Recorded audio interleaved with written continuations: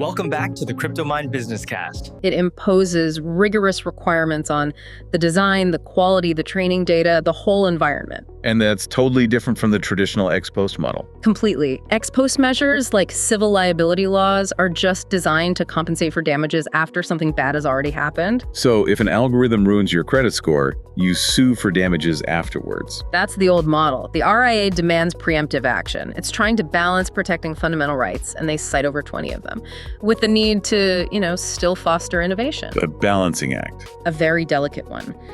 But the burden is clearly shifted onto the provider to prove safety first. So the goal isn't just to punish bad actors later, but to fundamentally shift the corporate culture, to make sure the tech is built responsibly from the ground up. That's it. And this takes us right into the idea of risk management, which seems central to everything, especially that US NIST framework. How do these frameworks even define risk? It's actually pretty simple. Our sources define risk as the combination of two things: the probability of a harmful event and the severity of that harm. Probability and severity. The more likely and the more severe, the higher the risk and the stricter the rules. And this is all systematized through a 4-stage cycle. Okay, let's unpack that process. It's map, measure, manage, and govern. This sounds like an operational mandate for companies. Let's start with map. MAP just means recognizing the context where the AI will operate. Okay. And identifying all the related risks. This requires some pretty intense analysis before you even think about deployment. So for example, if you're building an AI for hiring, a high-risk use case. Right, you have to map the contextual risks. Is there existing bias in that job market? What happens if the system fails? For whom does it fail? It's all about figuring out what could go wrong. But wait, isn't defining risk a deeply subjective process? I mean, especially for something like predicting job performance. How do you account for human bias in the mapping stage itself? That is the core challenge, and the framework demands that this can't happen in a vacuum. You need diverse, interdisciplinary teams, not just engineers, to look at the context. But even once you identify the risks, you then have to measure them.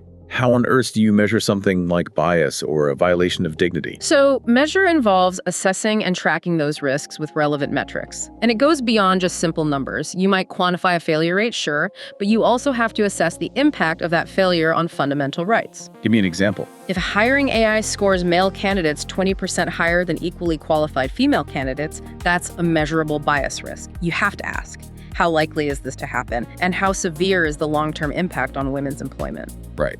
You're developing metrics for qualitative harm. Yes. And once those risks are measured, we move into manage. The action phase. Correct. You manage by prioritizing the risks and then acting on them. This is where you deploy the actual safeguards.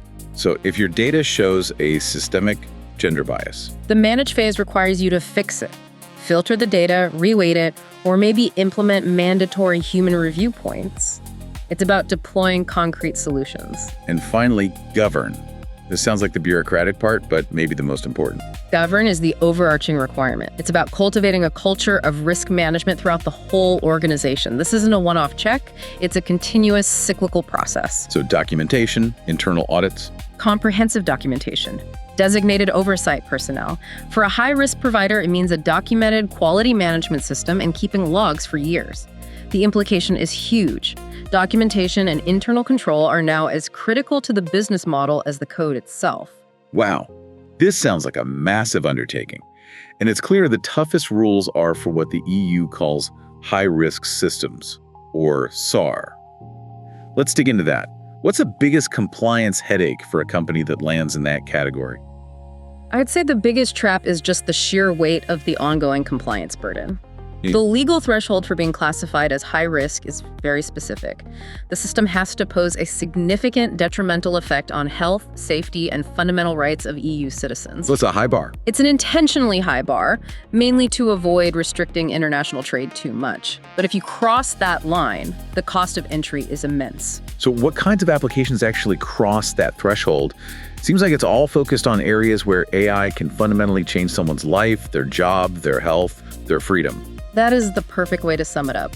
Annex 3 of the Act gives a detailed list. We can group the examples from our sources into about 5 major categories. Let's go through them. First, the medical field. This one is pretty intuitive.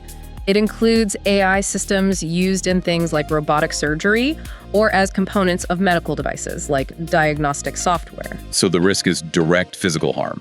Or A fatal misdiagnosis from an algorithmic error or a bias. So give me a hypothetical. Imagine an AI that analyzes mammograms. Welcome to the CryptoMind Business Cast.